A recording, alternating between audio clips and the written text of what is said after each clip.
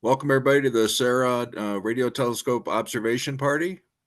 This is held once a month at this time on Sundays. We also have the Drake's Lounge, which is on the third Sunday of the month. And we have Drake's Lounge Australia, which is the next Friday after the Drake's Lounge. But that's held at 9 o'clock a.m. on Melbourne time. So we get our Southern Hemisphere contingent communicating with us.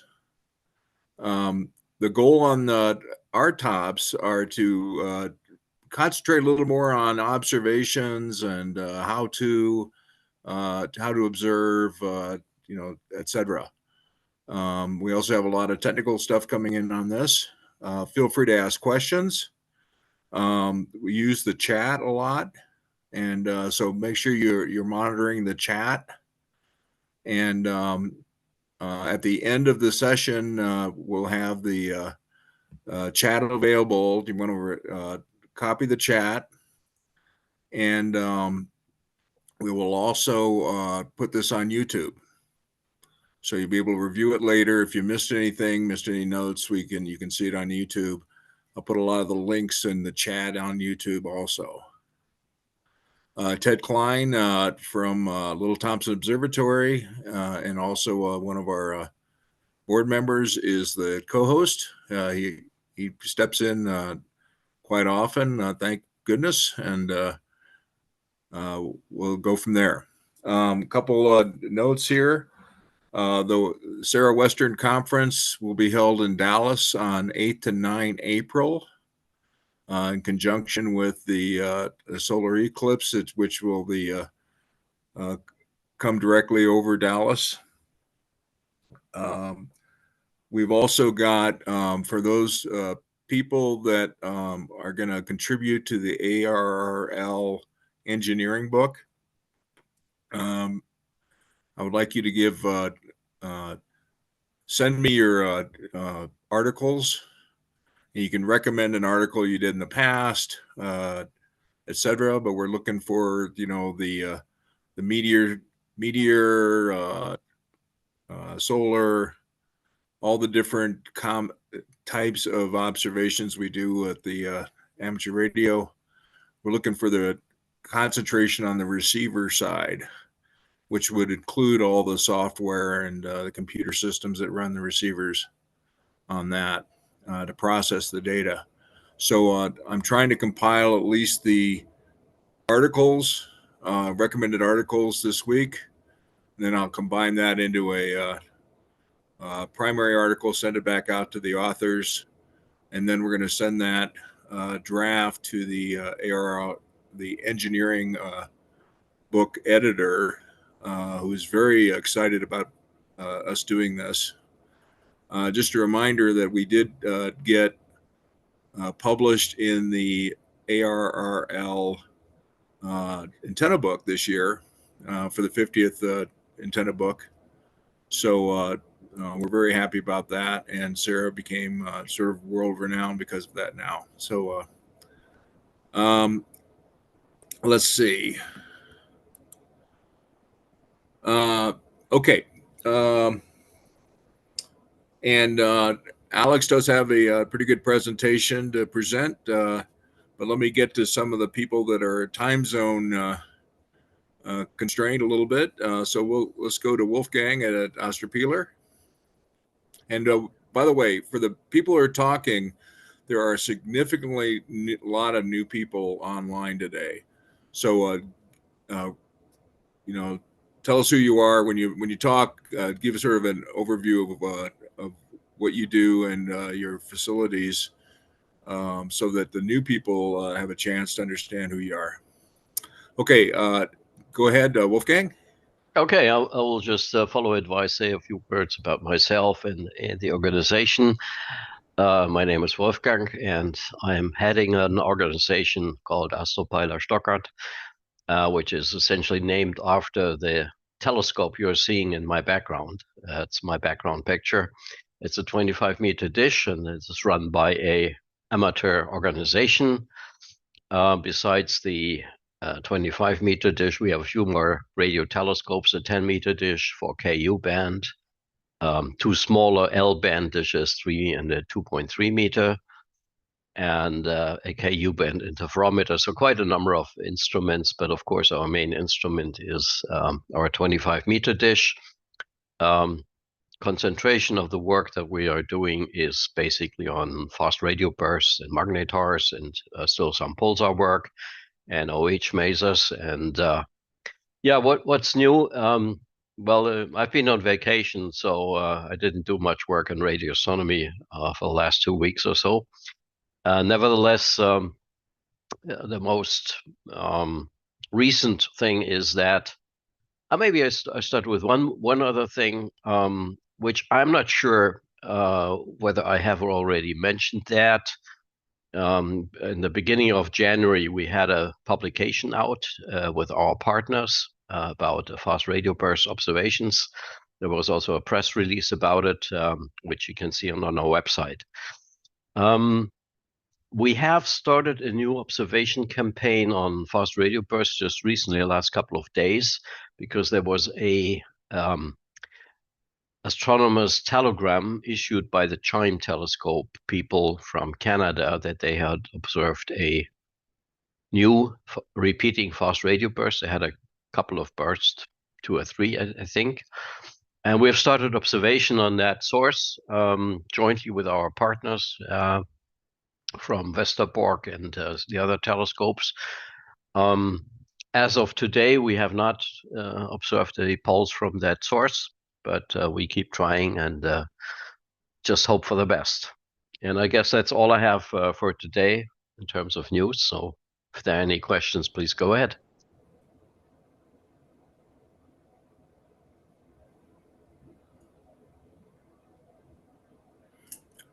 I don't see any right now. Thanks a lot, Wolfgang. Since you brought it up, what is a fast radio burst? Okay. It's the big unknown at the moment. So if I could tell what is a fast radio burst, I would be very well known in the industry anyway. But it's a phenomenon, but the source or the physics behind it is not known. It's a phenomenon that was first observed maybe 12, 13, 14 years ago. And essentially it is a burst, as the name says, a short pulse in the radio regime. And the interesting and intriguing thing about it is that this is a pulse which comes from very large distances, from cosmological distance or distant galaxies. Why do we know that? There's a phenomenon which is called dispersion, which means that there's a delay, a time delay of the propagation depending on frequency. So lower frequencies are delayed more than higher frequencies. And in these particular fast radio bursts, what has been observed is that this delay, this dispersion, is much larger than could be attributed to our own galaxy. So it must come from somewhere else. And in some cases, as of today, some of these fast radio bursts have been located by interferometry, and they're known to be in certain galaxies. And that's pretty much all what we know. Because we can see single pulses from these very large distances, this must be very energetic events, so something big happening. What we have learned in the meantime that at least some of these fast radio bursts, they do repeat. So they come and there's one pulse, and every now and then there's another pulse. It's unpredictable. There's no periodicity in it. The only thing one can say, there are certain episodes when it's more frequent that these pulses occur. And essentially the whole effort that we and all the other scientists are doing is to understand what is the physical mechanism behind these fast radio bursts. There's some theories, there's some speculation, but there's no definite answer yet. And this is the motivation why we do a lot of observation time, to capture as much data as we can to give some insight into the potential physical mechanism that's behind it. So there's no Cool, thank you. That sounds like the type of thing that's fun to be a part of looking at. Yeah, sure. Getting no periodicity to any of these? Alex, Yeah, look- your audio is a bit dropping in and out, so I couldn't understand. Let's try again. I was just asking, there's no noticeable periodicity to any of these events?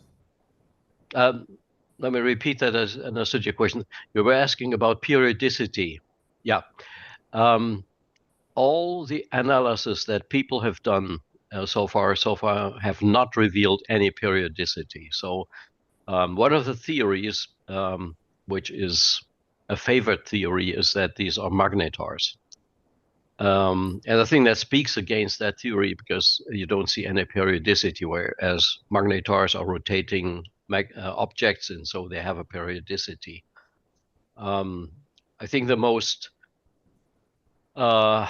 comprehensive review and paper that has been done on periodicities was by people from the FAST telescope in China. They have a very high sensitivity. Then they were looking at a hyperactive fast radio burst, which means they, within a fairly short period of time, they could get many, many pulses. So the chances of identifying a periodicity was quite high. And I believe they've done a very thorough analysis looking at straightforward periodicity or maybe a binary system and whatnot. But they have not detected anything yet. And I have not seen any paper that supports a observation of a periodicity. That's really something I've been wondering about, whether one could explain it by a propagation mechanism. So something that's happening on the path between, if it were a magnetar, and the observation over these maybe 1 billion light years or so, which would actually destroy any periodicity. But it's very hard to think about a mechanism that would actually do that. So yeah, that's And you wouldn't expect them all to be affected? I wouldn't expect them all to be. Sorry, again, you were dropping out. I was just saying, if there was some intervening event, you wouldn't expect all of these to be interrupted by some extraneous event. Yeah, that's right. You could imagine that one of these are suffering from a propagation effect that sort of destroys the periodicity, but you wouldn't expect that for all to happen. The idea, I mean, if you have something that destroys a periodicity, would mean something that you have fluctuation in the plasma density. That of course could happen, but it would have to be a fluctuation on very short time scales, which also means on fairly small scales in terms of length.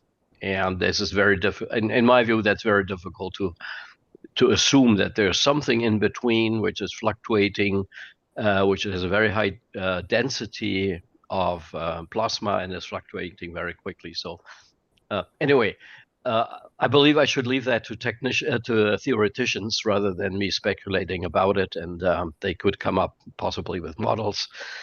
I'm on the observing side and happy for each pulse that I see and see what one can make out of it.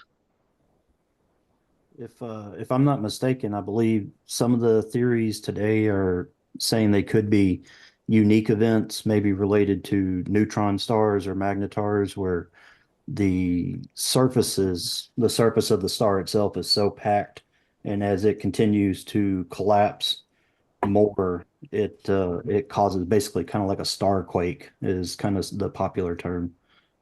Yeah, I mean, one of the questions is that at this time there are two types of FRBs. One are the non-repeating ones, and others are repeating. The question is, are eventually all FRBs repeating if you just look long enough? And actually, in the paper that we published with our partners in January, we see some indication from the analysis that we've done that actually you just have to wait long enough. On magnetars, of course, you have essentially magnetars on the one side behave just like pulsars, so they emit something every rotation, but then, and that makes magnetars significant and also triggers the idea why they could be the progenitor of FRBs, is that they every now and then emit very large pulses. And indeed, we have been monitoring a magnetar for a long time, and we do see that. Nevertheless, even if you look only at the brightest pulses, you can still identify the periodicity, because we have something like, I don't know, in the order of 100,000 pulses from a magnetar, which we have observed. Not a single one has been out of phase. So this is a magnetar which has a period of 5.4 seconds roughly.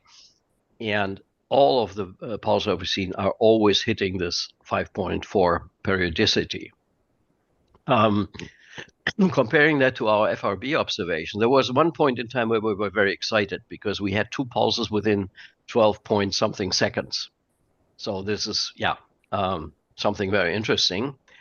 And then close to that, we had another pulse, which were only about 300 seconds apart. And we checked, of course, that one as a multiple of the 12.4, and it didn't match. So yeah, it was exciting for a few hours, but then excitement was gone, or we say, okay, we're back to square one.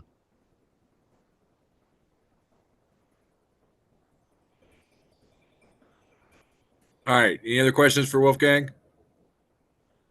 All right. Thanks a lot. Robert Lucas, who is in Australia, so he's very time zone sensitive. He's also our resident solar eclipse observer. What do you got, Robert? Anything? Not too much this week, but I'm Robert Lucas, and I'm based in Sydney, Australia. I'm finishing up an optical observatory. I have a scope in a box that I started up a couple months ago and got some data for TED, and started doing work on the backyard for a carport for my car. And last week we started on the front porch for for rebuilding all of that. And so like you say, I do chase eclipses, and I've spent some time putting together a presentation for the Western Conference in Dallas. I booked a hotel, and I'm about to put together the full trip. That's about it for now. Any questions?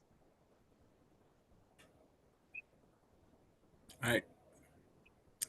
Thanks, Robert. Welcome. Ted, do you want to do a slight overview on your the stuff you've been doing, and maybe put some links up to the EZRA? Sure, I guess. Let me start with the slide I was expecting. Okay. I had just a small observation, and I'm confused by it right now. Let's see if I can find the right slide.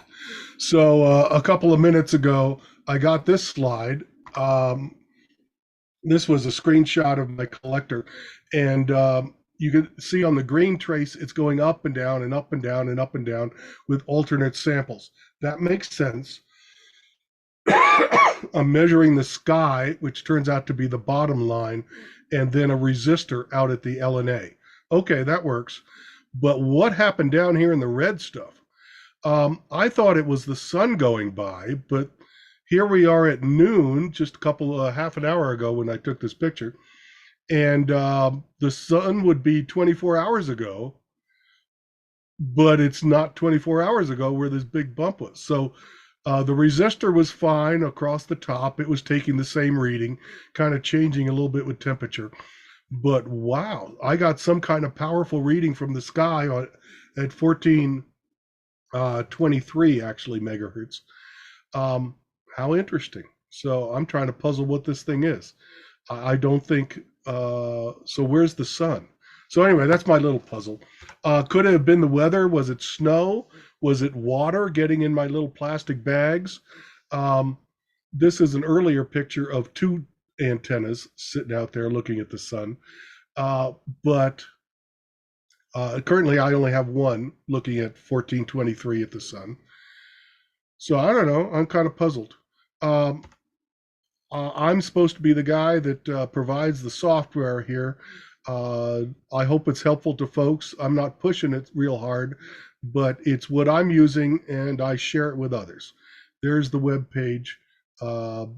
Check it out. It's got lots of videos and stuff to explain it as well. Rich, is that what you were thinking of? Yeah, we got a lot of new people, and I thought your easy RA would be a good jump start for anybody that's just starting out. I hope that's true. If not, email me with the web page on that page, with the email on that page, and we'll try to figure it out. Thanks, Rich. All right, thank you. All right, last time zone person is Eduard, who does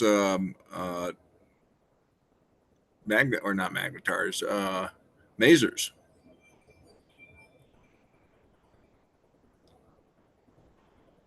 Yes, hello. Hi. Can you hear me? I hear you. Good. Great. Okay, yes. I'm Eduard, as some have already introduced. I'm working mainly on lasers. It's my favorite topic within radio astronomy, at least. And yeah, for those of you who maybe are not so familiar with the term, so a maser is essentially the microwave or radio equivalent of a laser. So it's a source that emits or amplifies and emits radio waves at a very specific wavelength, and that depends mainly on the type of molecule being present within the maser medium or maser cloud. So the cool thing about masers is that they occur naturally in outer space. So we find them in places like star-forming regions and the atmospheres of red giant stars, and there we can actually observe them. And some of them are strong enough that we can detect them with relatively small dishes. So last time I didn't have anything to show, but this time I had actually prepared a few slides.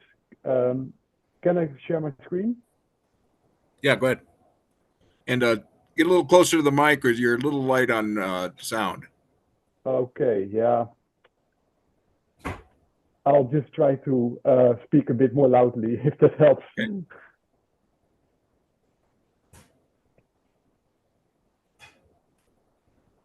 Okay. Okay, and now we want this full screen. All right, so yeah, I've been working a bit on some observations with a 1 meter dish, which I also call the mini maser telescope. So I have been using it mainly on 22.2 gigahertz, which is the frequency of water masers. I've been doing some observations of some sources that I have been observing earlier, such as Western Out 49, a star-forming region, Orion KL, another star-forming region. Unfortunately, in the last few months, I have not really been able to detect any other or new sources. I did attempt to detect another source, NGC 7538, but that was not a success, unfortunately. So yeah, looking at W49. So yeah, this is one of the strongest water masers, perhaps the strongest water maser in the entire galaxy. And I have been doing observations of this source for every 4 to 6 weeks since 2022, so almost 2 years right now. In recent months, it hasn't been particularly active. There are no features in the spectrum that are very strong at the moment, which was the case in the previous 2 years. But there's still some activity going on. Do note, however, that I do not have an independent calibration of the spectra, so I can't show you, for example, the quantitative intensity changes in flux density, but you can see some qualitative changes. If you look at the spectrum, you can see features in the spectrum appearing and disappearing over time, at least. But yeah, it's not very active at the moment, but there's still some stuff going on. You see some features in the spectrum popping up and disappearing over the past few months. So I also did an observation of Orion KL. So this source is located in the well-known Orion Nebula. It's known to produce strong flares every once in a while. So it can rise in flux density by several orders of magnitude sometimes. But yeah, that has not been happening recently. So yeah, when I compare my most recent spectrum from just a few weeks ago to those I made earlier last year, there are not really any large changes. So yeah, another thing that I've been working on is I'm working on a new telescope mount for my 1 meter dish. So this will be an L-Testament mount controlled with using the OnStep software. So this is very much still work in progress. So this will take quite some time before this will be finished. Oh yeah, then there's also another project that has been going on. So recently I visited the 25 meter dish at Dwingelo. So this is a historic telescope in the north of the Netherlands that has actually been built and used for hydrogen line research in the early days of radio astronomy. And currently it's no longer actively used for research, but it is being maintained by an organization called Kamras. And they mainly use it for yeah, some EME activity and amateur radio, but also some radio astronomy stuff as well. So yeah, two of the people of Kamras actually, Tamoyan and Thomas, they really wanted to see if it was possible to detect OH masers with this instrument.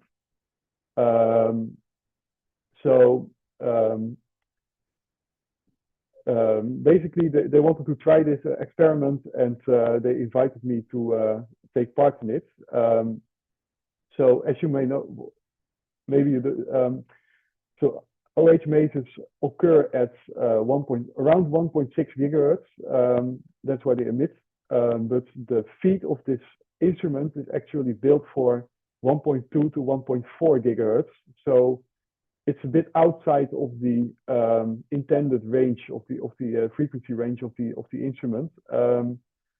So yeah, the sensitivity was quite reduced, and at 1.6 gigahertz, and that's why we wanted to see if it was still possible to detect these sources. So this was quite a success actually. We managed to detect several sources within the space of a few hours. We detected a number of circumstellar hydroxyl masers. Here you can see some examples. And yeah, these spectra look really nice, and especially for the one on the right. So this is OH 26.5 plus 0.6, quite a boring name, but you can see it has a very nice classical double peak spectrum, and that's a common feature for all these so-called circumstellar OH masers. And you might wonder, like, why do they have all have this basic spectrum with these two peaks? So the idea behind this is that we are looking at a red giant star, and this red giant star is actually blowing a lot of gas into space, and this creates a sort of like expanding envelope of gas around the star, and the masers are actually found inside this expanding envelope. And the cool thing is that the maser emission is actually the strongest on the side that is right in front of the star, if we look at it, and also on the side like right behind the star. And of course, the part of the gas envelope that is right in front of the star, because the envelope is expanding, it's this gas is moving towards us, so we see a blue shifted peak. And the gas on the other side of the star, in the distant part of the envelope, is of course moving away from us. So we see a red shifted peak. Yeah. Then we also looked at some interstellar OH masers. So these emit mainly at 1665 and 1667 megahertz. Here you see the example of Westerhout 49 again. And yeah, these have a lot more chaotic spectrum, so you see peaks all over the place. And yeah, that's probably because the star forming region has many more clumps of gas that act as masers and that are all moving at different relative speeds relative to us. So we get a lot more complicated spectrum that's not as easy to interpret. Yeah, so that was our little observation session at Dingelo, and I don't know if Tamoyan and Thomas are watching this, but if so, thank you very much for inviting me and letting me partake in this observing session, and hopefully we'll see more maser work from Dingelo as well in the near future. Okay, this was it. Are there any questions? My question is about your mount you were going to build. You said you were going to control it with software. I hope you'll enter into the chat the spelling of the software so we can look at it as well. Yes, yeah, this is the OnStep project. I will post a link. There's a very elaborate wiki actually on it. So excellent documentation. Let me check. Also mention what you're using for your feed on the 22 gig dish that you have. I think it's a standard feed. It looks like you made a little homemade horn for it, maybe. Yes, that's true as well. Actually, there are some details about this in a publication in, I think, the August 2022 SARA journal, but I have to check. Okay, that's fine. All right. Any more questions for Edward? Yeah, this shows you that a little feed or a little dish, you can get a lot of good observations out there. So between hydrogen and masers and things like that, it's all within range of our little telescopes. Okay, Alex, are you back online and ready to go? I don't know. How's the audio now? Can you hear me all right? You're better. Better? Well, I think you're good now. okay, let's see what happened. I put together a short presentation. This is probably about the third update on this circular patch feed antenna project. And I did some analysis and compared it to the model and test, and it's interesting. So let me see.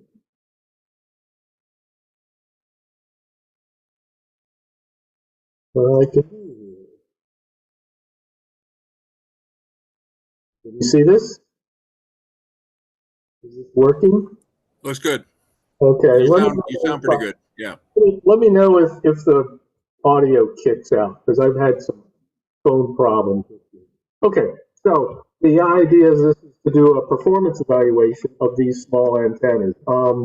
Overview, I'm at Winter Springs, Florida. My background is in instrumentation and analysis, but more normally focused on dynamic systems rather than RF frequencies, but a lot of familiarity with tests.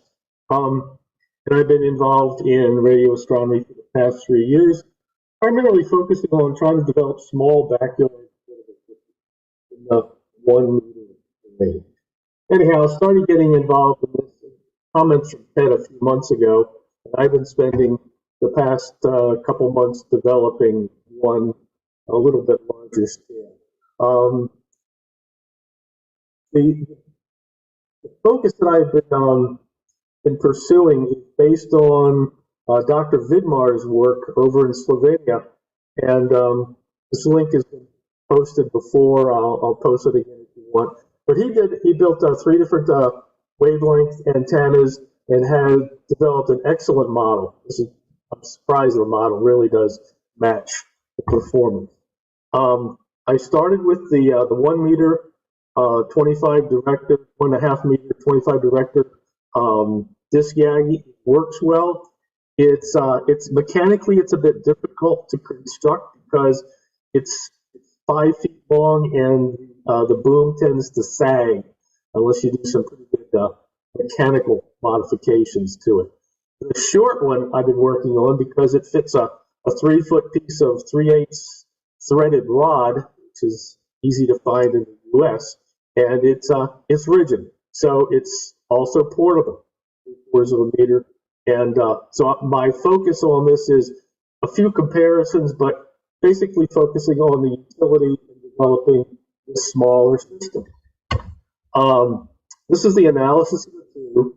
Obviously, the longer antenna has a narrower beam width than the 3/4, but the problem is I ran a star drift on the 1.5 meter about a month ago, and I came up with this huge beam width of 50 degrees. Now, the caveat is the sun is low in the sky, it's passing over the roof of my house, some trees, the aluminum frame of a pool enclosure, and so I'm thinking that all of this may have spread out the RF from the sun.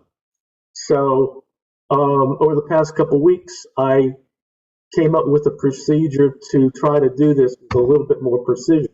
And I came up with this idea as to develop a system that I could take out to one of the local parks that has a wide open area and to use a nano VNA for the purpose.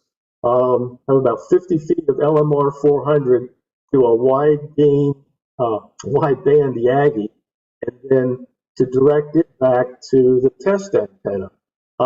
Didn't know what the environment was, didn't know if there was a cell phone tower nearby, so I pre-filtered everything through one of these mini circuit ceramic filters. Has a nice bandwidth pass through the hydrogen wavelengths.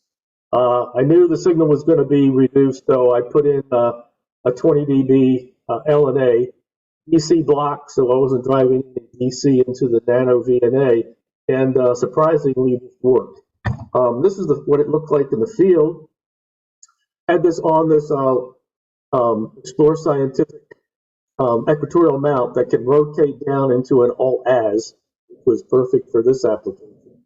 And this is the Yagi off in the distance, 40 feet away. And what I could do is there was a vernier control on this. It was 4 degrees per turn of the little handheld vernier. And so I characterized the performance of this antenna by rotating it in 2-degree increments. It wasn't 180, but it was pretty wide. And these are the results. I was really pleased with the consistency of the data with just using a nano VNA for this type of a field application. The reason the 0.75 is only 1/2 direction is this is like the 4th and 5th of the test. There were a lot of startup errors. It's after I went through a whole set of measurements, I go, oh, that's a problem. And so the 1.5 meter was characterized through its bandwidth, and the other was half. But this gave some very nice data, and with the 2-degree increments well defined the primary lobe of each of the antennas. This is compared to the models. We did a beam width calculation, and it looks like this. Off of the test data, I calculated the -3 dB points and calculated that from the measured data, had the 1.5 meter had 23 degree full width half max bandwidth, 0.75, 29 degrees, and compared to the models 24 and 32. That's pretty good consistency. And just a relative comparison of the beam shape compared to the model to what I got off the field data, certainly very good similarities. Now, the other part you can get off this is I can't measure absolute gain because I don't have a calibrated test range, but what I did was calculate the relative gain characteristics between these two antennas. This is off of the model, and this is the way I took the note. I just scribbled everything down. Compared to the models, 0 on, I calculated a differential gain of 1.65 dB, and using the models and their calculated values, 1.59. I was surprised. Everything was very consistent. So sort of have to believe the test data was probably good. And here's some data. This is a 24-hour scan of using the 3-foot long 1.75, the mini SIPI, to 40 degrees declination. There's about 300 scans here. And the contour plot of the data, not too shabby. And so everything looked pretty good. I was surprised. This is a very small antenna. It doesn't really compare with the 1.2 parabolic reflector, but that's a much larger and more complex system. And this is pretty simple. So this is what it looks like. You can get a plastic storage container to put over this, or at least like an overnight dew shield. None of this stuff is certainly weatherproof, but it's dew-proofed. This is tuning. I could pin it up nicely, a nice sharp notch at 1420, and this is a single spectrum at through the brightest part of Cygnus at 40 degrees, so 1.4 dB above the cold sky. So it works pretty well. And in comparison to some of the other antennas that I have and information that was provided by Jameson Adcock, this sits kind of in the middle. This is my 1.2 parabolic reflector. This is the one from the 1.5 meter circular patch Yagi. This is the 3/4. This is my umbrella antenna, and this is the data from the Wi-Fi. I think this is the 2.4 gigahertz feed. So that's the main overview. Am I still communicating? That's neat, Alex, that we actually got comparisons here. Thank you. I was very pleased with the consistency, and so I thought that was interesting. So if anyone has any questions on this, otherwise I'll just stop sharing. There you have it. Great. That was great, Alex. Alex, this is Jerry Taylor. Can you hear me? Yes. Yeah. I was just I'm kind of the new kid on the block and just really kind of getting interested in radio astronomy. And these circular patch Yagis seems like it would be a good fit for me. I know there's been some talk about possibly, commercializing these antennas and making them available for SARA, from SARA. Is that proceeding? Do you know, or what's the status of that? I need to talk to Rich offline on this, but I'm trying to identify the source of obtaining this commercially. This is still going. I'll show you a little bit more of this. In that, let's see.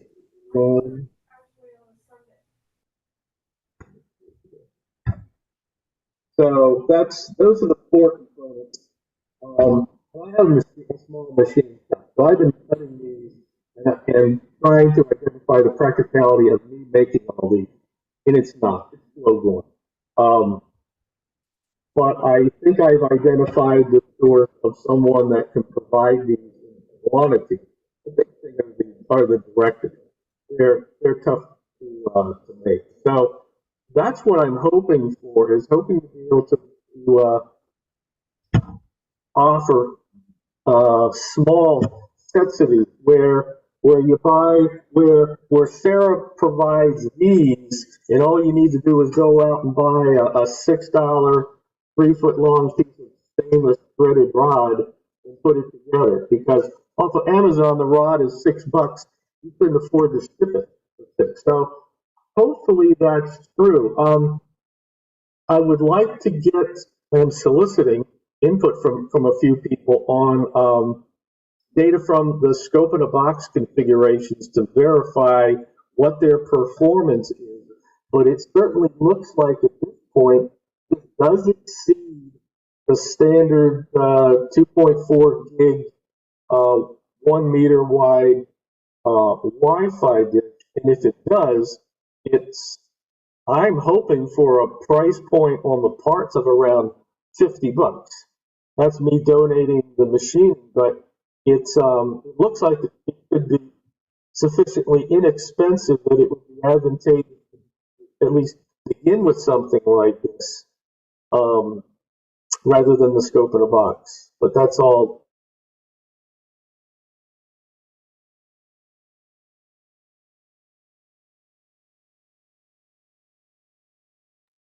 Hey, Alex, do you have the, it looks like he's frozen up.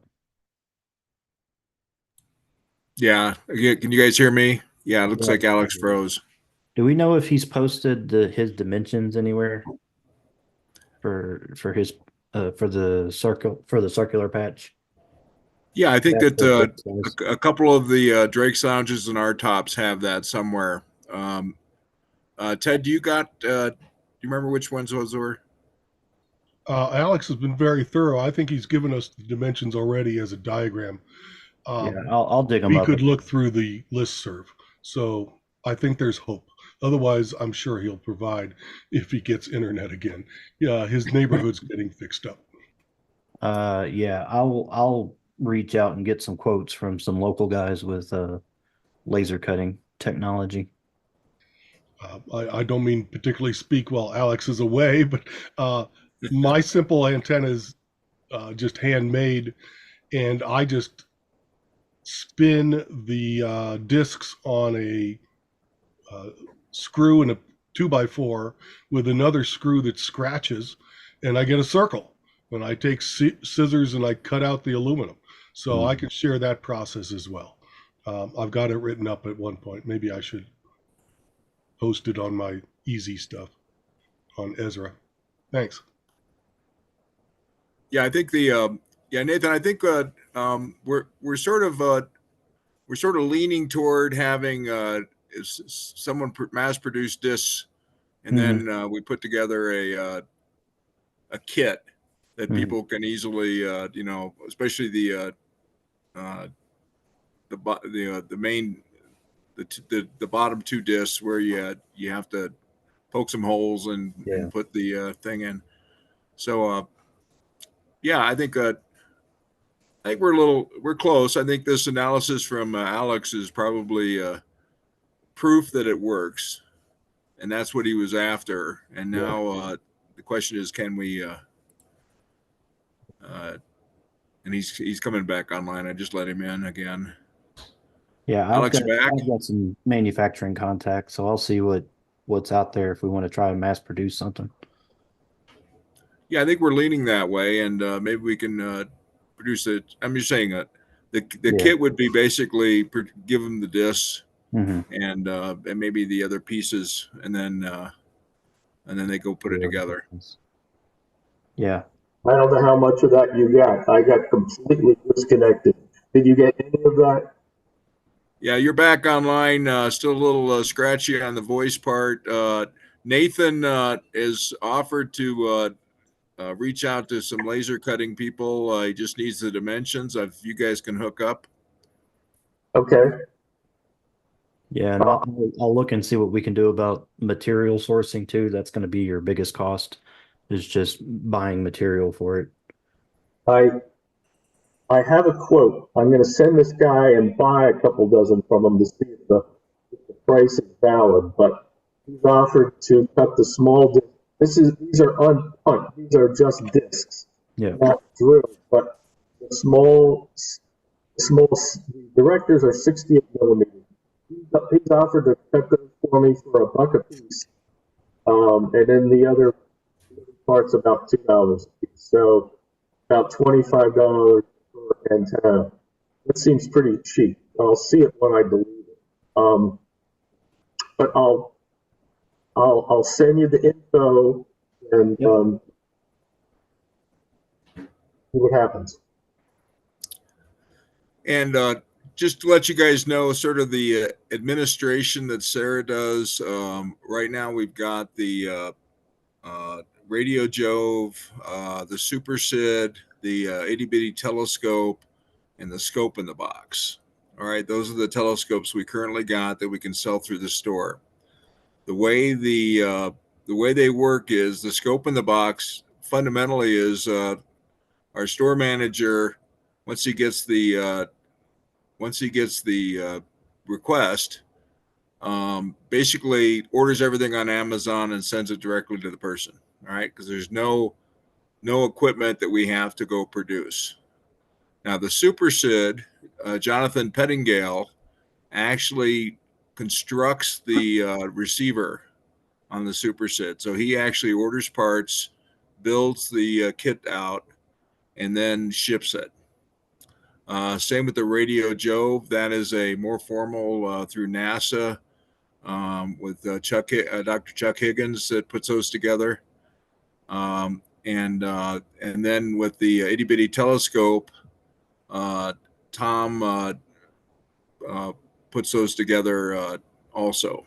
And then we reimburse them for parts is the way we handle it through the SARA. So that's the approach. If we do this, it'd be the same thing.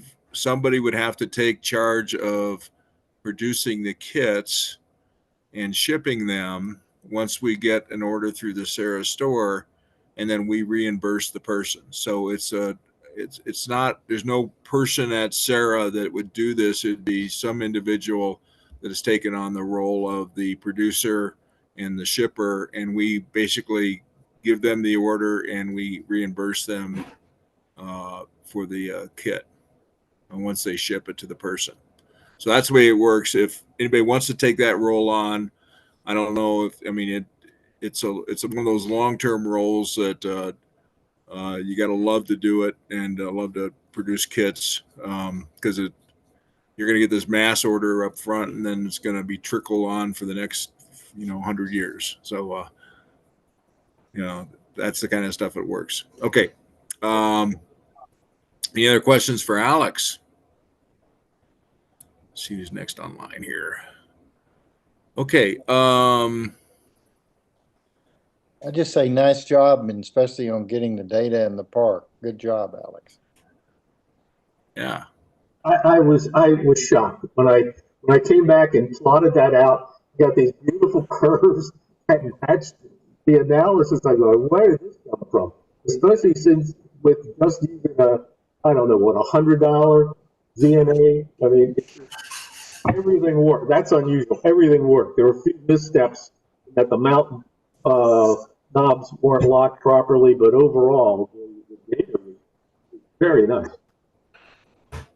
Alex, what is the thickness of the discs you are making? Are they all the same?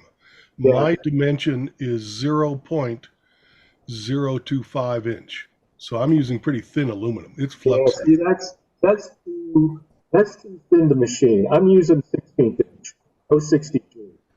And that's what the guy is willing to do for laser cutting. I'd rather try to keep these to be a bit robust. And so that's the number I'm working with, 16th inch aluminum for everything. We copy 16th inch 0.62 apparently. Okay. Any other questions on this? Now, the way you hook it up instead of the Wi-Fi for scope in the box, you basically hook your LNA directly up to the connector instead of the Wi-Fi antenna. And I think that that's the difference. Okay. Let's see. Ray, you're online. Do you have any slides for Deep Space Exploration Society you want to show off a little bit?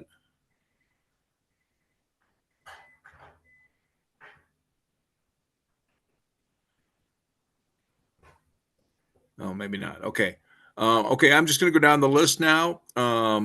Jay Pangas. Hi. We just get the video as well. Hi there. Well, I'm new to the game. Good. Based in the UK, in the centre of the UK, Derbyshire. So I've got a super SID, care of John, which I've managed to put together. I'm still heavily involved in a job which I'm doing part-time at the moment, but it sometimes takes me away from doing this. So it's been a fairly quiet period over the last few months, but I did manage to get a signal and managed to get some flares. So quite pleased with that. Excellent. Okay. Thank you. Jerry Taylor. Yeah, I guess I might be the newest kid on the block. I don't know. I just joined SARA a few weeks or maybe a month ago, but I live in northern Michigan and been playing around with an SDR and software and antennas for the last year or two, and developed an interest in radio astronomy.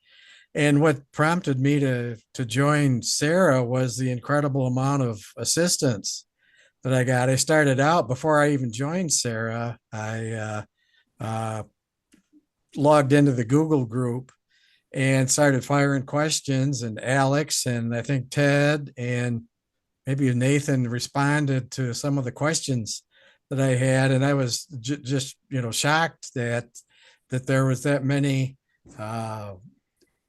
people out there that were that had the common interest and were so willing to help. So that's when I joined SARA, and I'm probably don't even know enough to be dangerous right now with with some of the radio astronomy, but I've done some experimenting with antennas, and living in northern Michigan this time of the year is a little difficult. And I live in Traverse City, and on a city-sized lot, so there's trees and houses, and so I don't know if it's a hopeless case to be able to even pick up some basic hydrogen line signals for my setting or not, but I'm going to give it a shot and see what happens. So anyway, I appreciate all the help that SARA has given me over the last month or so. Great story. Yeah. Thank you. Any questions for Jerry? All right. Detlef. Sorry, one moment. So I hope you can see me. Yes, I don't have many new things. I have some shielding problems. I try to fix, to put the Raspberry Pi for data recording and an Adam Pluto close to the antenna. And I think I get many problems because the Raspberry Pi works as a nice transmitter, I think. And now I take a long RF wire to my jack, and that additional line wire to control the relays to avoid strong influences. Maybe I could show you. I hope it works. That maybe if you look, this is a result. If a Raspberry Pi is working with the antenna, close to the antenna, and if I switch off the antenna, I take only a 50 ohm reference. I think I have no noise, additional noise. And we're not saying anything. We're not saying anything, but you. Can you Sorry? share that? Share your screen. I hope I share it. We don't see it yet. Oh, sorry. This is my problem, I think. Nice idea, but I don't know how it works. Now you see my picture? No. Okay, so I think that Bildschirm freigeben. I think it must work, but okay, I tried to explain it again. And so when I put the Raspberry Pi and Adam Pluto close into my jack, I think it works better, but I think it takes time for more results and for more solutions. It's all. Thanks. Okay. Sorry. Any questions for anybody? Anybody else have issues with the Raspberry Pi transmitting on especially the hydrogen level signals? I'll make one comment. I have a 1.2 meter depth-to-D ratio is 0.7. The feed is almost shielded. It is 15 15 meters away from this So, computer. I get RFI from monitor 40 feet away, and I have built a little enclosure around it using Faraday fabric to shield this monitor from the dish to not get sprayed with RFIs. So if you're putting any kind of a digital near the antenna, you're probably going to be fighting issues. yes, I try to shield it with a metal case, but I don't think it don't works. So now I think it's about 6 to 7 meters from the antenna away, and so it works. It's the only way. But The okay, I have to. RFI frequency reminds me of like a water balloon. You use it one place and it pops out the other. I was never able to control this stuff except by distance. Okay, thanks. Thank you very much. Okay, All right. that's all from my side.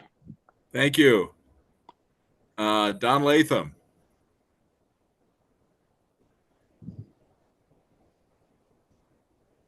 There we are. Basically, I have nothing to add. I did cast back my fading memory and did build my first observation stuff in 1976. It was all mostly tube stuff, so I never got much. And in between then and now, it's been mostly armchair stuff. I did unlimber my Signal Hound stuff, and I'm looking at these cheap $3 switches to see if they'll work in a Dickey arrangement. Marcus doesn't think so. I'm inclined to believe him. It might have too high. They might have too high an insertion loss to be useful as a Dickey switch. Outside of that, nothing much going on. Okay. Don, I have a question for you. Yeah. Referring to that discussion, you were mentioning these low-cost switches. Can you put a link where you found it on eBay? I try to find it. Even if they are higher loss, they may be useful in some other applications. So if you could point us towards that, that would be great. I'll take a look here and get it on to put it on the chat. Yeah, thanks very much. If I can, sure, no problem. Okay, thanks, Don. Hey, Yep. Detlef, we were able to get your. I saw your link. You want to try that again? Okay, your share. Yes, I could share that again. Sorry, this was my mistake. It did look like it worked. Yes. For a second. No, you can see there it. Goes. Okay, Yeah. it's very simple. If you look, this is a Signal and Raspberry Pi, and everything is working close to the antenna. If I switch off the antenna, I have a 50 ohm reference signal. It was very good. And then I switch off the Raspberry Pi and have some distortion again. And now I put the Raspberry Pi and the Adam Pluto close to my jack, and I think it works better. And with only one antenna, maybe you could see I have a small patch antenna, and only with one antenna, I could find a hydrogen line. It's about 24 hours. I get a signal at different frequency. So I think it works with a small antenna. It's a very, very small patch antenna. And in future, I want to take 8 antennas and with a phase shift control to move the direction for the visibility. Okay, thanks.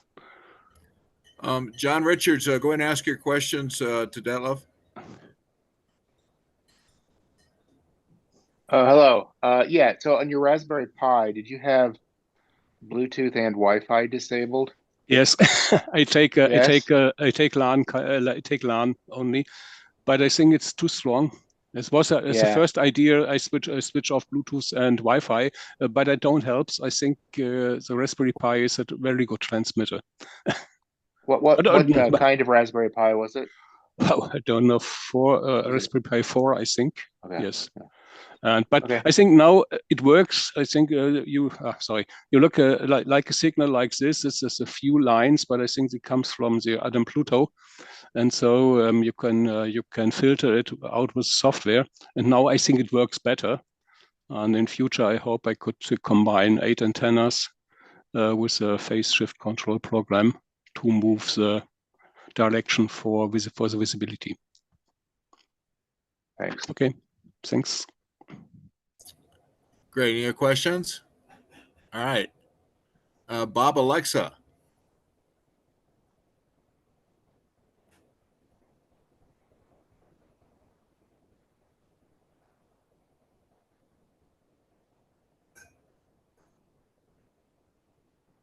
You there, Bob? I just can't hear you.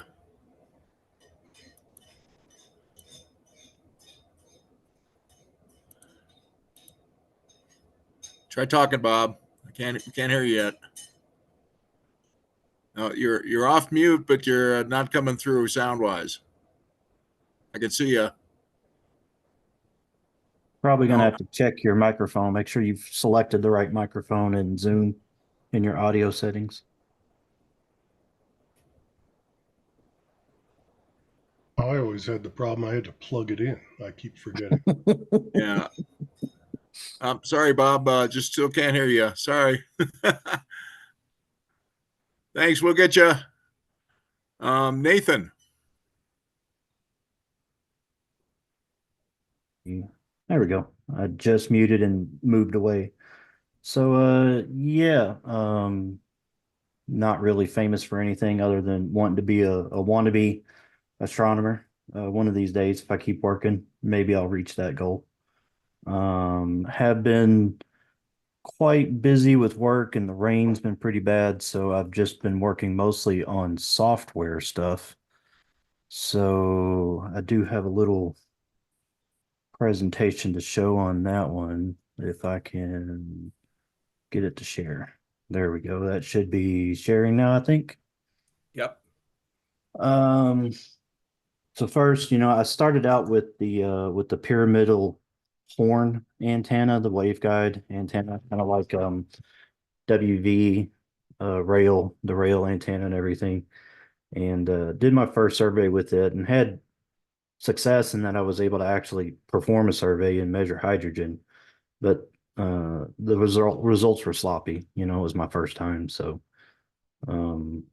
I've learned a few things since then. So I've started incorporating what I've learned into my 1 meter grid antenna, and so far the results are significantly better. So on the left is the same patch of sky that I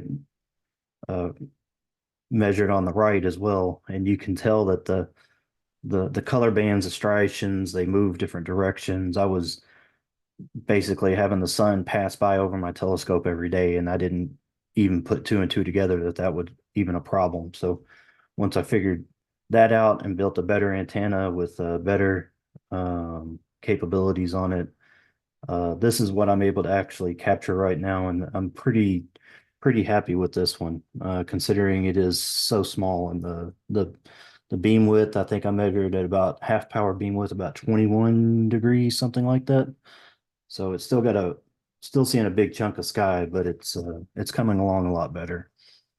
I do see some kind of weirdness. This is the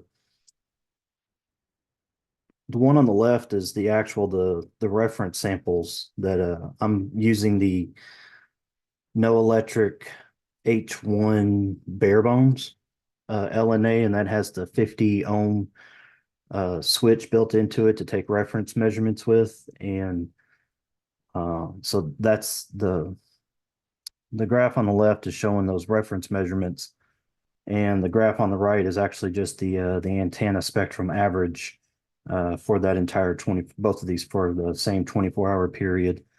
And you can see right about 1300 UTC, it just starts falling off really bad. And thinking, trying to find something. I'm thinking I'm leaning towards it's probably the sun, daylight hours coming up, and that's probably causing that.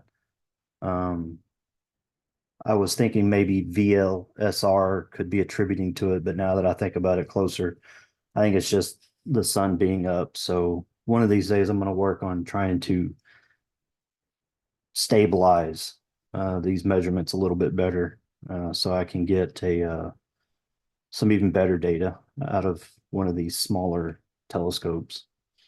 But other than that, it's just moving along. It's just recording every day and still putting up a good fight.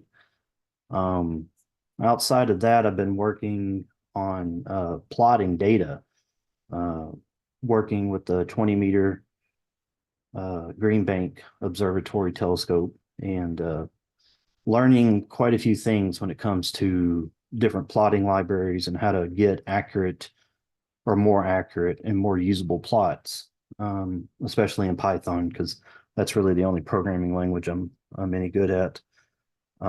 So one of the first things I noticed, my plots were really ugly and they didn't make any sense. This is actual data. Actually, this is actually the data that Alex and Steve collected during the, I don't know if it was an RTOP or if it was a special one, the one that's posted in the analysis section on the website. But you can see it just dots on like either end of the sweeps, and it was just very confusing. And so for those of you who don't know, what I didn't know then is that you have to actually grid this data. And so you're not taking, you're only taking snapshots every, in this case, like every 0.3 seconds, something like that. And so you're not actually seeing every single bit of the sky usually. So you have to interpolate data. And so gridding will take this data that comes in a long list and actually kind of spreads it out more evenly so that the program actually knows how to plot it. And from there, the points that are missing, it uses the data that is in that you did record and interpolates what that missing value could be in between. So one of the more popular ones that I tried first was SciPy, which is all over the place. And I got some results. I think we reviewed this on the last RTOP, if I'm not mistaken. And I got some results, and this is actually a Barnard 33, the Horsehead Nebula. I got some results, but you can tell it's very choppy. It's not symmetric. It's not pretty, right? And so that just kind of triggered me that something wasn't working extremely well when I was trying to take this data. And so playing around with different, the number of levels, the channels, the trying to mess around with the data, and I just never could get anything that I was really satisfied with. But then I was going through some papers, and I found one about a library called SciGrid.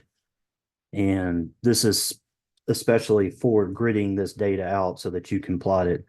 And this is honestly my first go around with it, and it came out much, much better.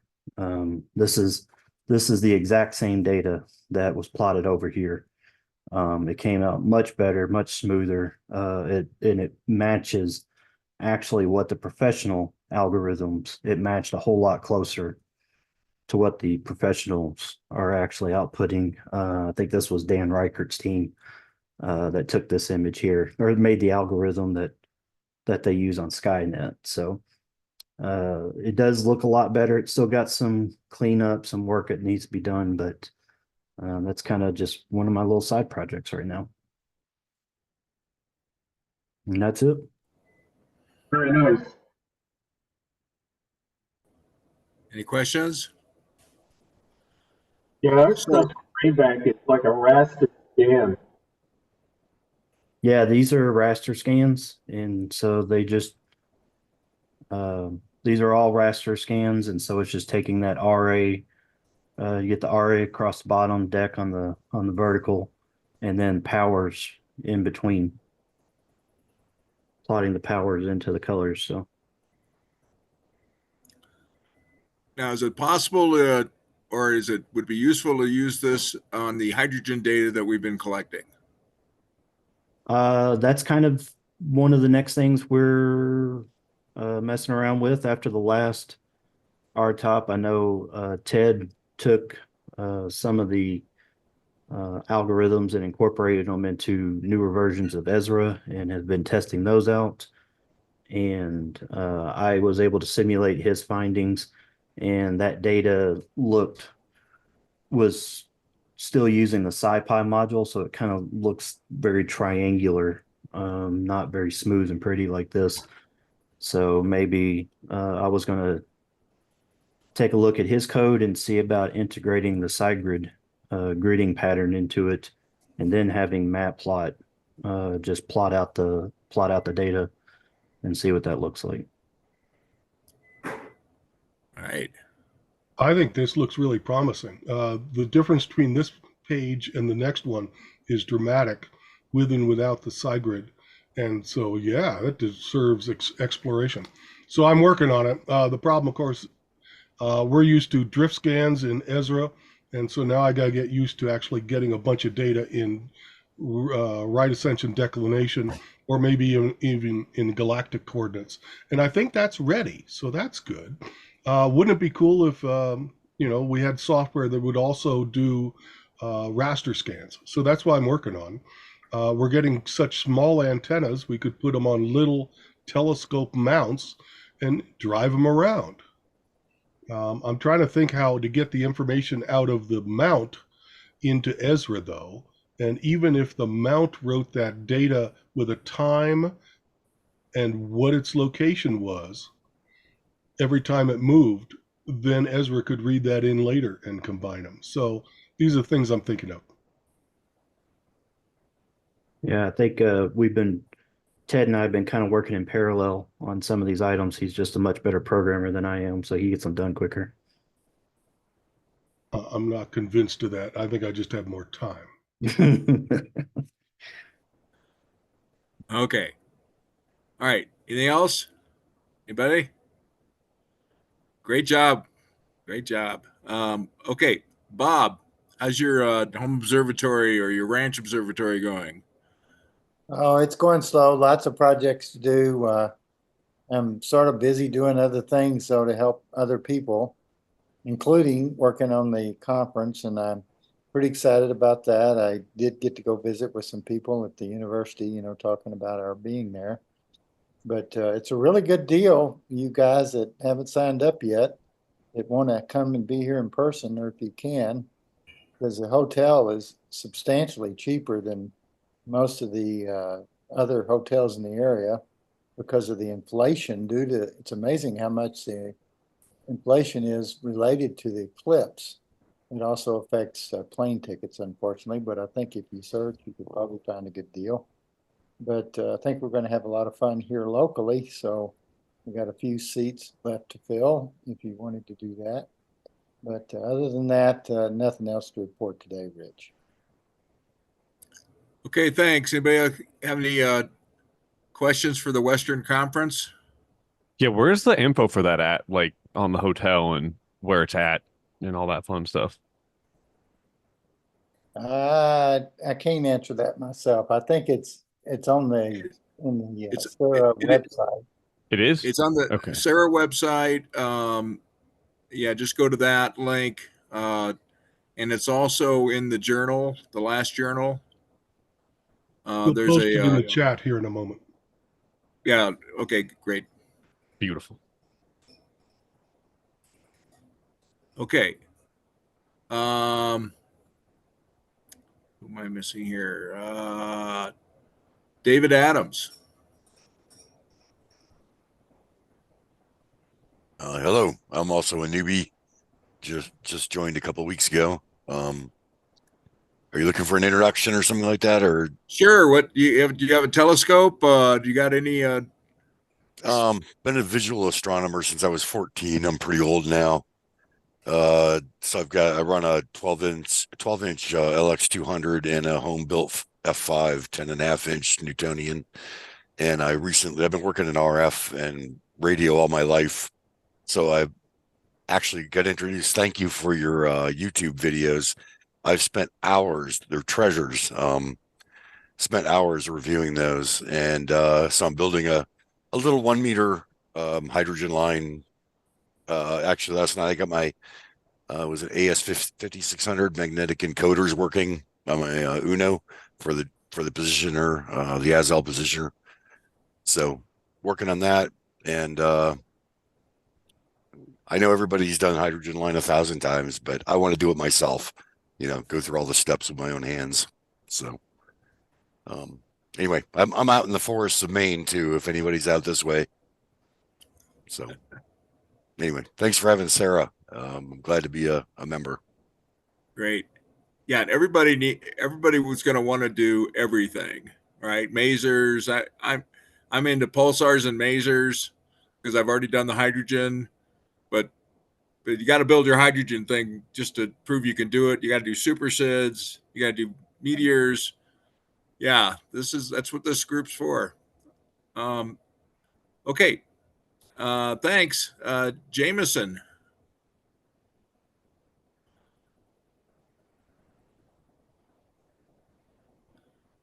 Oh, can't hear you. So there's a switch on Zoom, and there's also the cord connected to my headset. So I don't have a ton to report. I've just basically been in learning mode.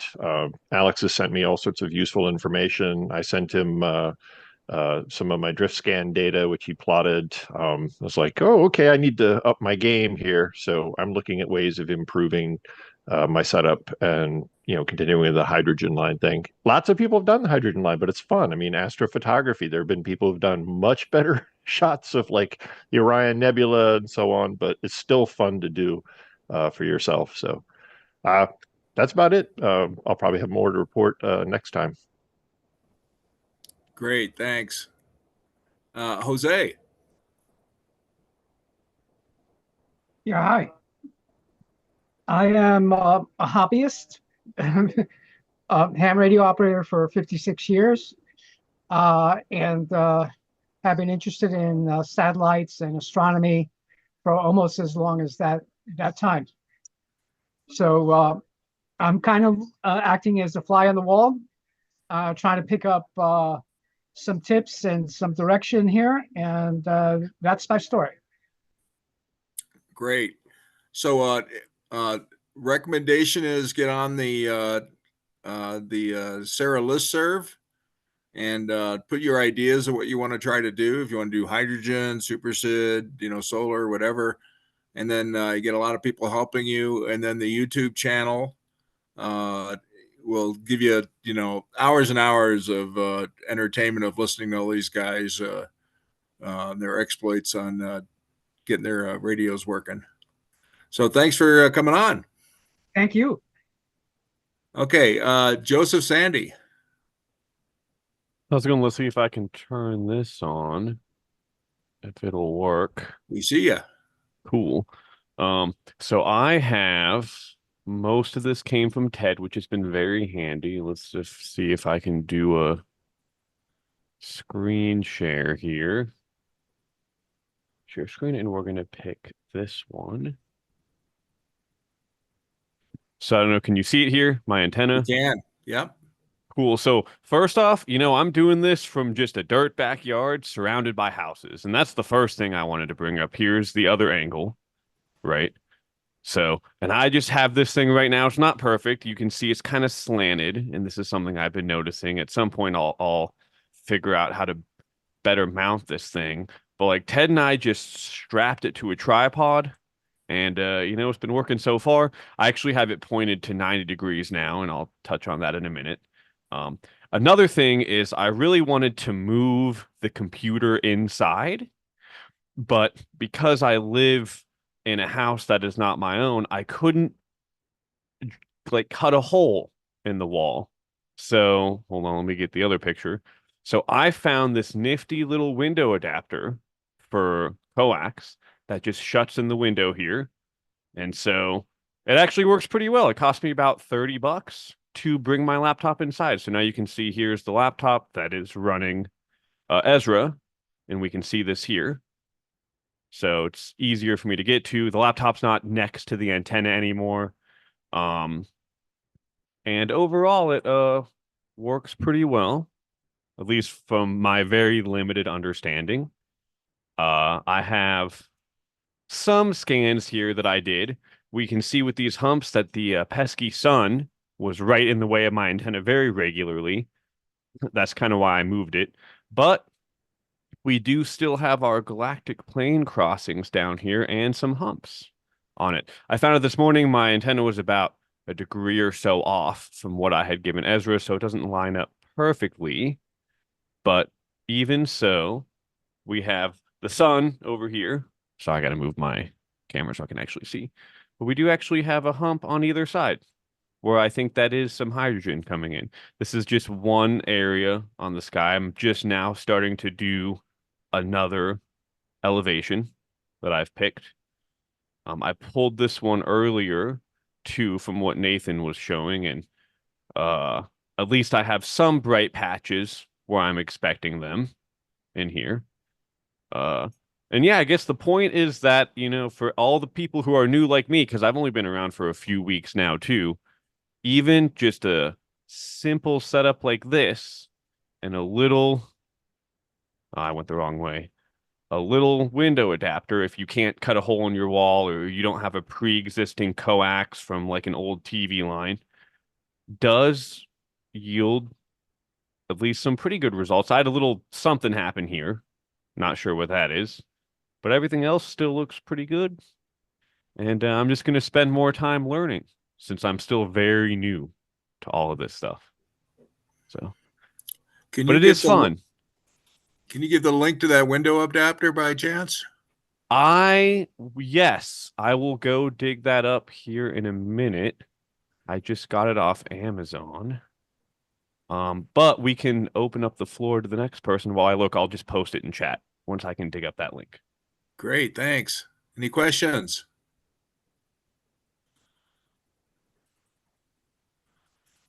All right. Peter Peliquin.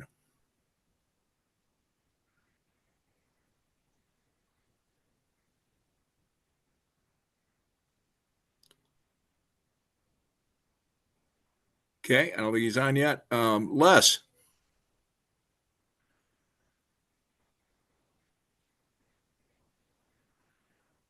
No, now I'm unmuted. Yep, there you are. It would always help if I put the earphone on. I was going to say the disc antenna could easily be a subset of the scope in the box. We just swap out antennas. In other words, scope in the box without an antenna to give you everything else. Am I on? That'd work. I'm wondering if it's better to have two parts though. If I already got a scope in a box, I just want the antenna separately. Oh, well, that's why I say as a subset. In other words, you could order a scope in the box without an antenna, or you could not, or you could not order a scope in the box at all and build your own planar antenna. Sounds good. Yeah, maybe three kinds of parts. In other words, you can get combinations. For those who don't have any electronics at all to start, the scope in the box package has proved pretty versatile to get people off the ground. And just swapping antenna A or antenna B or antenna 0 certainly looks like it should work. What I was thinking of, the scope in the box, of course, implies you're going to mount this and point it straight up. Somebody ought to think about an adapter for the disc antenna that would fit on the same kind of mount and get everybody started at the same point, that is, pointing straight up. Well, you really don't want it up. You want to be able to move it along a meridian. Not that's for the next level of advancement. But up is not. There's not anything up. I mean, up is just your latitude. You need to be, for any of these things, you need at least a piece of wood and a bracket where you can slide it along to get declination slices. Yeah, the point it straight up is just to get your first set of data to make you feel warm and comfortable. Okay, Les, any update on the Meteor Beacon project? It's almost warming up to where I'm going to finish the turnstile antenna and get it over to Chip, and we'll try a trial.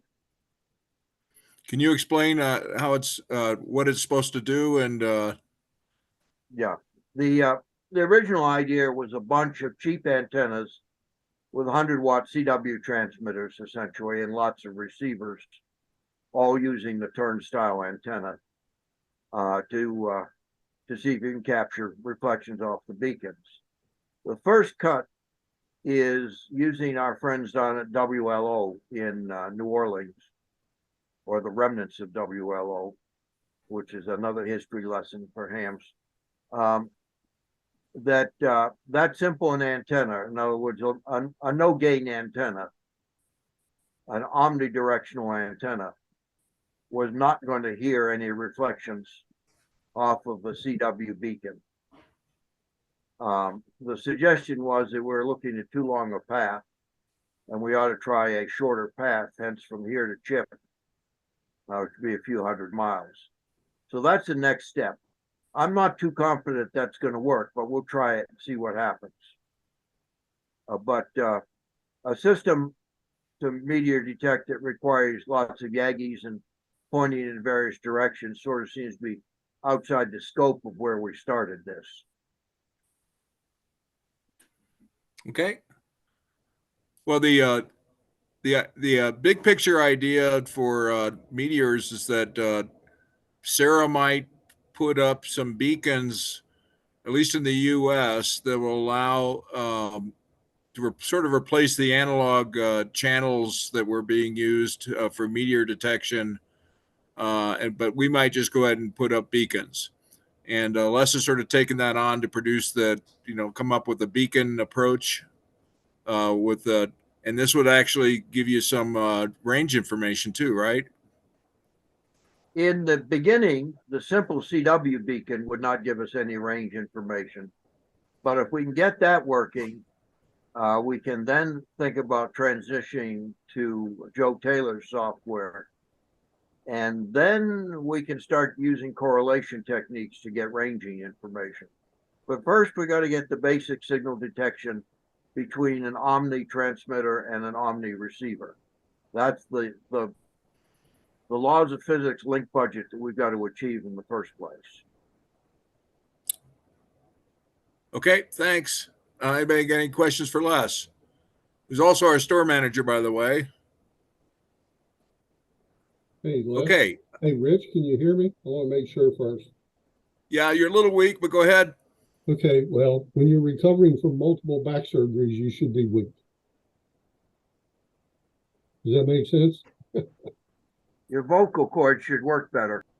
Yeah, well, they're not because they're suffering from the pain and the narcotics. Anyway, so Les, what I was going to say was I did finish my cuticle quad, or my quad turnstile. There's so many name differences, and I have picked up some echoes, but not as many as I would like, but the surgery has slowed me down.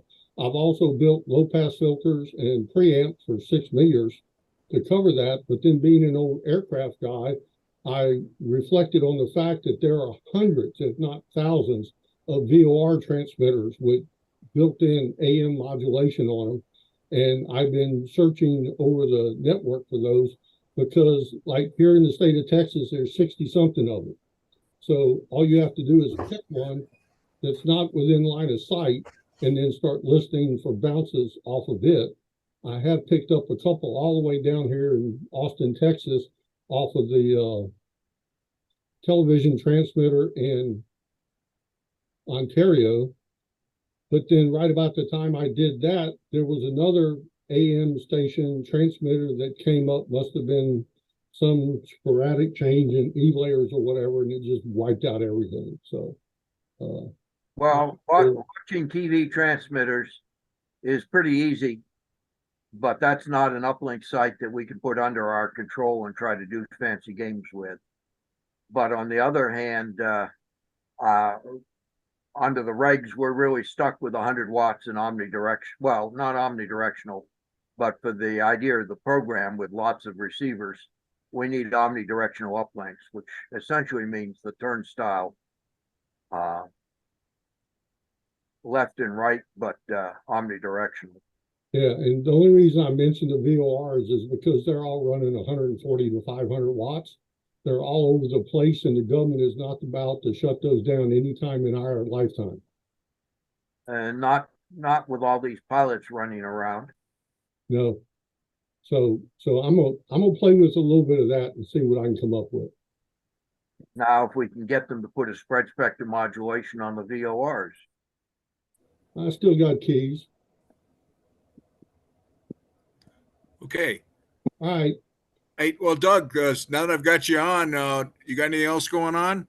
Well, somebody talked about printing horns and asked about a 5 or 6 gig horn. So I can show you here where I actually printed one on my 3D printer. I just did this really quick using some standard PLA filament just to see how it would turn out and how rigid it would be.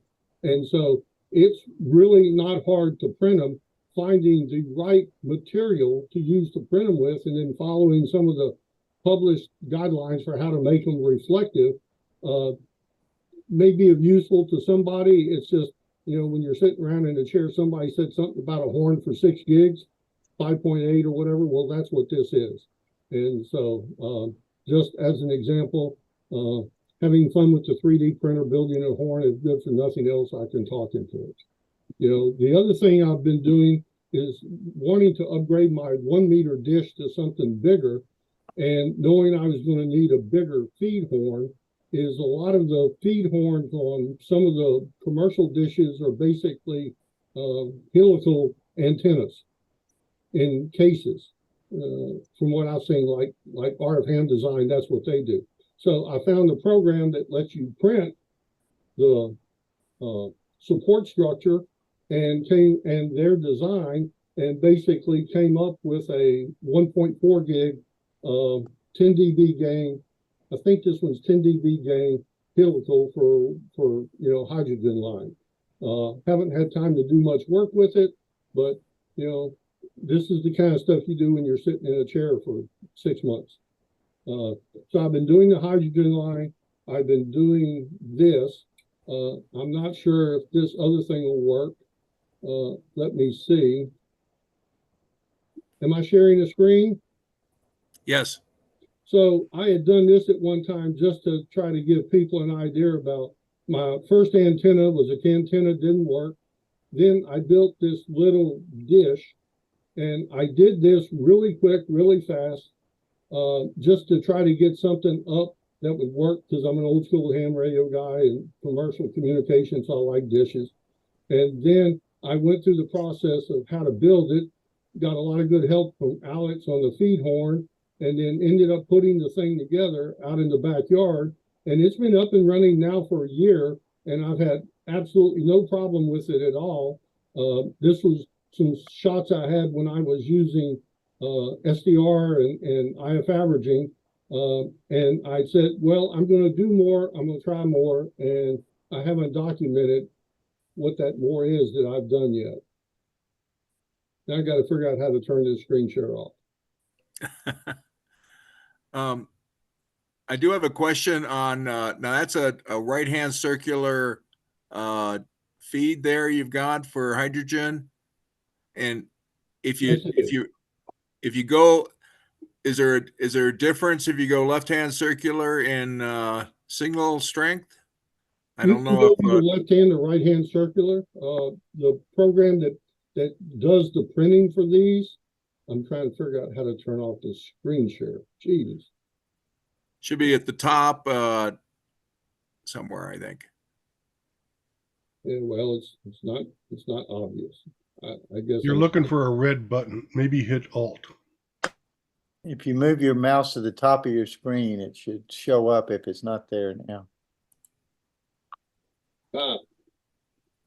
Red button, top of the screen. So, Rich, there's a program out there that a guy developed that you can put in any frequency you want, and you can tell it right hand or left hand and the number of turns, and it will make the tower for you on the 3D printer. I have a 3D printer that will print 330 millimeters tall, which is pretty good. So this was the tallest one I could print. This is supposed to be a 10 turn. And from what I've read, I've asked a lot of questions on SARA. Of course, I think helical antennas are one of those mythical sciences that's hard to wrap your brain around. I followed those instructions, and the thing that the guy in that, I ran this through the nano VNA, and it wasn't exactly perfect where I wanted it, but it was close, which says I'm kind of moving in the right ballpark. You know, but we'll get there. If they can do this commercially, then I should be able to do it one-on-one. But what frequency are we looking at right there? 1.4 hydrogen line. This thing's about 330 millimeters tall, and it uses a 7-inch pizza plate, which is the right size for the bottom. But anyway, it looks really pretty. It doesn't work as pretty as it looks, but I'm figuring given enough time, I'll solve that problem. Doug, I'd be curious to know what the difference is between cold sky and Earth. Point it at the sky, make a measurement of what the background is, and then shift it over to ground. Let me bring it up so I don't have to waste time. So are you talking about, Alex, for shooting it straight up or for pointing it at the dish as a feed horn? Oh, you're going to use that as a feed for for a parabolic reflector? Right, for the new dish I'm building. I think that is going to have way too much beam width. It'll be interesting to see how it works, because I'm thinking if all of that helix is part of the receiving portion of the antenna, if the I don't know, is the spiral part of the beam forming network, or is it also part of the feed? If it's part of the feed, I think you're going to get a lot of peripheral exposure to ground noise. It'll be an interesting study. Right, and the thing is, in the calculations used to make this, where you determine the spacing between the coils and the diameter, you actually change the beam width. There's a very narrow area in there. If you look at what's his name, Klaus, is that there information in there where he shows that hatch pattern of where you get the beam width, and then you go look at the chart, you can see where there is a way to tune this to produce a much narrower beam width, almost like a line of sight. It's kind of like focusing your opticals, but it was something to play with. I'll be interested in seeing your results. Sure. But anyway, so that's what I've been up to between this and upgrading the house to a 2.5 gig and building a 48 terabyte NAS and turning my old NAS over to astronomy. Having back surgeries, I've been having a blast. Great. So yeah, my question was that's I don't know if hydrogen is polarized to where it would, if you actually reverse the right hand and left hand circular of that thing, would change the levels received. Anybody know that? I wouldn't think it would be anything related to the source. Potentially atmosphere may tend to rotate it through, but it's going to be, it's going to average out to one equals the other, I think. Right. Hydrogen is just unpolarized, so you shouldn't see any difference whether it's circular or linear or left or right, up and down. Should be all the same. Along the path, things do happen. Okay. All right. Any more questions? Let's see. I've got Bruce.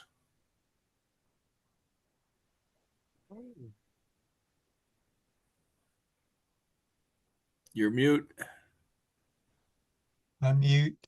There you go. Okay, hear me? Yeah, okay, that's working right now. Yeah.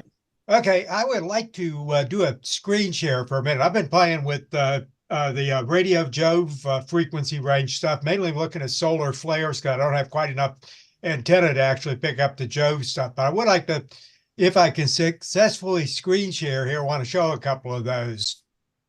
Okay.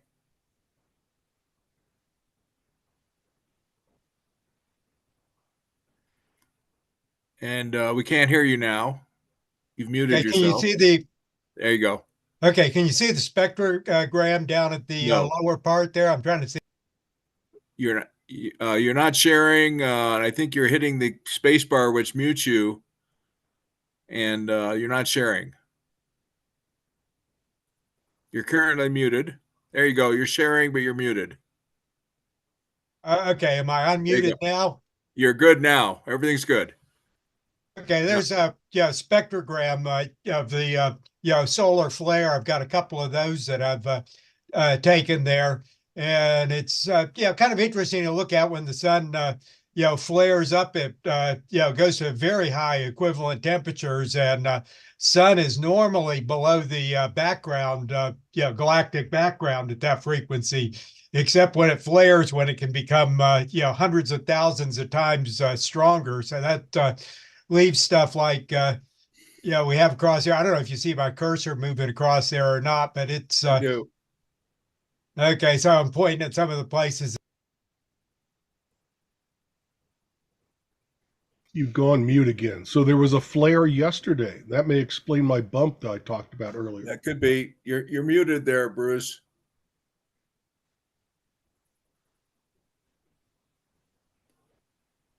Bruce, you're still muted. You're still muted. Bruce, you're muted. We've gone back 100 years back to silent pictures now. I know. Bruce. I think you're hitting your space bar or something. You're muting yourself. Unmute. Oh, you almost had it. Okay, does anybody hear me now? Now I hear you. Now, whatever you're doing, you just turned yourself off again.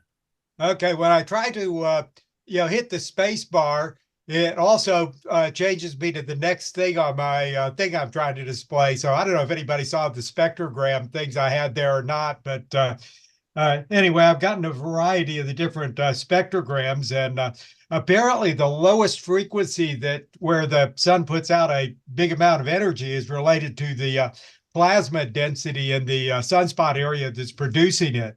So, and right around the 20 megahertz area is apparently, I haven't gotten the full story on that yet, but I've had a couple of comments on that area. So anyway, that's what I'm studying now, and I'm kind of a little bit of a, let's say not quite an idiot, but not too knowledgeable in that area yet. So that is what I'm playing with. So I can get back to the Zoom thing here now. Now, and I assume everybody knows what that diagonal line is. So Bruce, get back off mute and tell everybody what software you're using, what your setup is. Okay, setup. It says temporarily unmuted. Okay, so I guess okay, I've got a let's see, shortened dipole that I did a presentation on a few years ago for HF range, where the dipole is in this case 1.8 meters long and about 2 meters above the ground, and has a preamp built into the dipole, and that actually gives it a pretty decent signal level, considering the background noise is so much above receiver noise at that frequency. So the poorer gain of the shorter dipole doesn't hurt too bad. But anyway, so I've got the active dipole feeding into a SpyVerter from AirSpy, Then I've got an AirSpy mini receiver, and then that goes into SDR Sharp program, and then SDR Sharp is feeding into the Radio Sky spectrogram, and that's what's finally, producing the spectrum display itself there. So that's kind of the setup, and I don't have much else to say about that unless there's some questions. Ted, is that the same time that your little bump in your data came in? And then Larson. Okay. All right. I'm over here on another screen trying to find out. Yeah, so I'm running my EasyCon on yesterday's data, which I just happened to. But it seems possible. This looks, well, let's, I'm not sure the time is right. 1651 UTC? I'm working on it. I think it's 4 p.m. our time, and so I'm working on it. Okay. All right. Well, thanks, Bruce. I'm going to go to Tom. Okay, one other comment. You got to keep them all in UTC because you're working with people, several time zones either side of where you are. And if you keep it in UTC, it kind of, keeps it all together. So, everything's marked in UTC. It's just the only way to do it on solar observing. Yeah, go ahead, Tom. I agree. Yeah, UTC is the only time to use. Otherwise, everything gets confused. What have I been doing? Working with a student using the scope in a box. We've updated that so that we've got the better antenna at the moment. The student last year, which was published in May, SARA journal, on the 22nd, I'm going to be doing a talk on STEM. I'm involved with Georgia Tech. Last year we did 453 kids had them operate a telescope on the Space Force base in Maui. Wednesday, I'm doing a grammar school where we're going to talk to the space station. So, goodness, that's what happens when you don't talk. Mm-hmm. So I've been busy with STEM stuff. A couple of weeks ago, Gwinnett Amateur Radio Society had a get together, and I had my student up there presenting her work on the hydrogen line, looking for missing mass in the galaxy. And this year we're imaging the galaxy. So they were up there doing that. So that's what I've been busy with. And Tom is also the produces the itty bitty telescope kit, and is past president of SARA for many years. Been involved for almost as long as the SARA's been around. So, any questions of him? Yes, Tom. What you said you upgraded the scope in a box to? What feed are you using now? To the 1420 telescope. Do you use SDR Sharp and IF average to generate the data? We're using EasyRA. Okay. Is there any chance you have? Are you familiar with the other? Yes, that's what we used last year. I wonder. I'll send you an email I'll send you an email. I wonder if you could acquire some data for me. I'd like to get that a spectrum sample of that. Sure. My problem here is that I have to look through trees to see the southern sky. No, it would be overhead. It's 40 degrees north declination. Okay, so on the meridian at 40 degrees, I should be able to do that. Perfect. Okay, I'll send you some info. Sweeping through 2030 RA, which is just about high noon, right about this time of year. So that would be fantastic. You could send me some few spectra that I could add to that data set. Thank you. Okay. One more thing is the grant program. We have a young man who wanted the Radio Joe, but he only had a Raspberry Pi, so he's got Win 11 working on a Raspberry Pi 4. So we're kind of excited to see what he can do with that. And we've done a few other grants, mostly Radio Joe. That's the big seller at the moment.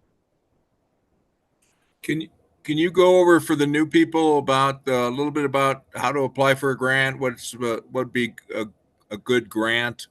I mean, especially for students. Sure. On the SARA webpage under administration, I believe, the SARA grants, we give up to $500. Typically, anything over that, we go to the board. The largest one we gave was $5,000. Typically, what we do is that we prefer, if the students are looking for scope in the box, Radio Joe, Super SID, those kind of things that are that we can control and help with their success. We try to get a mentor to work with them. Tom in Michigan, I'm having a senior moment here, is going to mentor Ben on the Radio Jove project. We've got a couple of other projects going with mentors. I don't have the list in front of me, but the program's going fairly well. The good news is we're beginning to get more in the United States. I'd like to get some in Europe. But the biggest thing has been projects in India. So we'd like to see some more projects in the US and in Europe. So my friends in Germany, have your kids apply for grants. Well, and in the UK. I think those are the two on the call. I think we need to promote it better because it's hardly known. So I think we should do a better job from our side on promoting that possibility. Yeah. Now, when I did the thing with the Gwinnett Amateur Radio Society, I promoted SARA, had the SARA notices there. So, you know, it's slow, but hopefully we'll get more. What am I doing? February 23rd, I think, there's a STEM program that Georgia Tech's attending. I'm a research associate at Tech. So I believe I'll be attending that. So I'll be talking about SARA down there, along with Tech's outreach program. So that's about it. Great. And from my experience, for science fairs, if you got a student that's in the science fair program, radio astronomy is so unique that these guys usually end up going to state and regionals, etc., just because of the uniqueness and the quality of data they can pick up with this, even the scope in the box. That it really wows the judges. So, another footnote is we do have people that will give presentations to your ham clubs or whatever. If you need someone to present on SARA and different things we do and the different results on radio telescopes and stuff, just let us know and we can maybe find you a presenter. I think I did 4 of those last year. Yeah. And we got a couple people that says they will do them. They just need to be notified. Okay, I think that's it for today. Anybody else that I missed? Hey, Rich, real quick. Go ahead. I reached out to 2 of the professors at the University of Texas here in Austin and explained what we were doing with radio astronomy and some other stuff, and they've agreed to get with me sometime real soon to look about including in their curriculum for new astronomy students an HL project as part of their curriculum. Cool. And since my daughter lives in Austin, I might have an excuse to go down there and help present and set it up. That'd be great. that would be only the second radio astronomy person I would know in Austin then. Oh, okay. All right. I have something. Let's see if I can do a screen share and just end the paragraph for that stuff.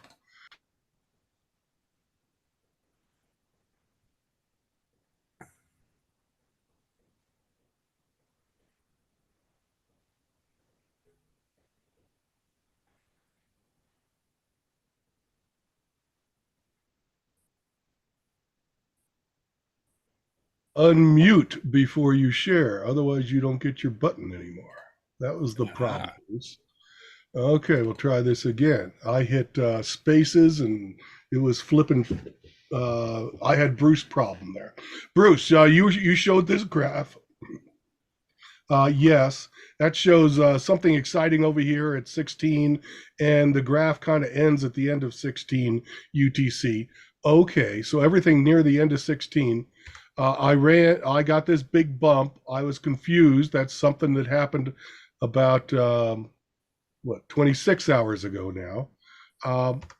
And so for the day, starting for February 3 in UTC time, I got something way up here at 23, 22, nothing in 16. So that was my little answer. Maybe those things are exciting, but that looks too common, and the wrong shape and things like that. Bruce, did you have any comments on that? And otherwise, my other comment was, I hope Alex would stay after the meeting. Thanks. Okay, yeah, comment that from what I've looked at on the sun from Krause's book and other any reference I can find, that the frequency sweeps over a wide range, but over quite a period of time. So it can be between a microwave range part of a solar flare and the 20 megahertz can be 20-30 minutes apart because of the area above the sun where it's occurring. You're getting further out from the sun. The plasma density is lower, and that alters the whole conductivity, or I should say radiation of radio waves. So I think that has a factor, because I've tried to correlate 408 megahertz with 20 megahertz and have not seen any correlation either. Well, okay, so maybe I just got the news late of this solar flare way up at 1.4 gigahertz instead of you're down at about 20 megahertz, I'm assuming. Yeah, mine's centered 18 to 22 megahertz, which is right where the cutoff is occurring on some of the plasma. So that does leave it an interesting place to look there. But it's definitely different in different frequency ranges. Wow, so the sun is a whistler. It changes frequency as it goes along. Fascinating. Okay, things to explore. Thank you. All right. Well, we ran out of time. Thank you, everybody. Our next Drake's Lounge is next Sunday, same time, and we'll see you there.